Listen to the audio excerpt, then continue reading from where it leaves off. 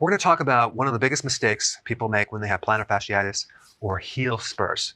Now, the plantar fascia is a connective tissue sheath right underneath the foot. And a lot of times it could become inflamed and you'll feel pain mainly in the heel area, but sometimes in the middle area right here. You can have microtrauma going on. You can also have a buildup of uric acid crystals, which I'm going to talk about, or you can even have oxalate crystals from certain things that you're eating that are depositing in the bottom of the foot. Now, sometimes people think that the spur, which usually occurs in the bottom of the heel right here, is causing the pain because on an x-ray, you'll see that it's jutting out and it looks like it's sticking right into your tissues. But in reality, this is not causing the pain. There's a lot of people with spurs that don't have the pain and a lot of people who don't have the spurs that have pain. So there's not a direct correlation. Now, one of the biggest mistakes that people make with plantar fasciitis is to actually stretch your calf or foot. Now, why is that a mistake? Because when you're stretching this soft tissue and you have micro tearing, it can actually aggravate the tears. The last thing you want to do is stretch something that is torn or irritated. Now, at the end of this video, I'm going to show you the correct way to do it that will give you tremendous relief, and you can apply this even with flat feet. So stay tuned for that. So there's something called oxalates, and it comes from certain foods, and oxalates can actually form kidney stones, but they can also deposit in your joints and cause arthritis and even pain in the bottom of the foot. And so what you want to do, you want to avoid these foods right here, which are high in oxalates. If you're on the keto plan, these are common foods that a lot of people eat. Well, most of them, not counting the kiwi. So spinach, almonds, parsley, chocolate, peanuts, and kiwi. You may find that when you eliminate these alone, that your pain completely goes away. So one thing to do is to avoid these. There's something else you can do as well. You can actually have a little bit of cheese or calcium while you're eating some of these right here, because the calcium will bind with the oxalates in your digestive tract, and they won't be absorbed as much into the blood and through the kidney and into the rest of the body. So by adding a little calcium, you can lower the amount of oxalate irritation to your body.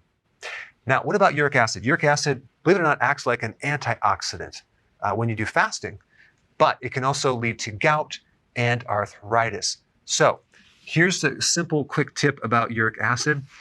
One thing you'll notice about uric acid and gout is that if your pH of your urine is too acidic, down into 5, what happens is the uric acid can actually start leaking out and deposit as a crystal.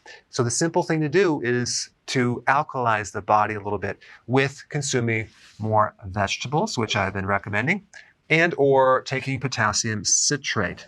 And this is a common type of potassium that is in electrolytes, but potassium citrate will help to alkalize the body, raise the pH a little bit. You'll notice that the uric acid stops depositing, and you may find that the pain in the bottom of your foot goes away. Sometimes people have a buildup of uric acid because they have kidney issues, in which case they need to decrease the amount of carbs, especially fructose. High levels of fructose can really raise the uric acid.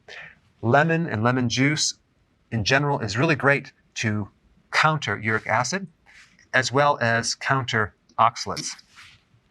You can also take vitamin D. Vitamin D is a really good anti-inflammatory. I would take minimally about 20,000 IUs. And also stinging nettle root is a great anti-inflammatory as well. All right, so now let's show you the correct stretching you need to do for plantar fasciitis.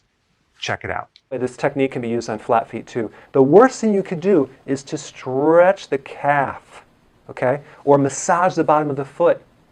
That will never work. That makes it worse because you're going to be tearing things. What we want to do is we want to stretch the opposite. We want to stretch the toes going downward and then relax.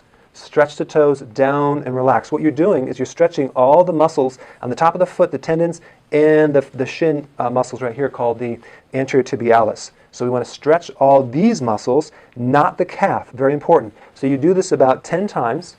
Okay, just stretch it really good, and you can do the other side. We're stretching down this way. Okay, I mean, you could do it up to 20 times.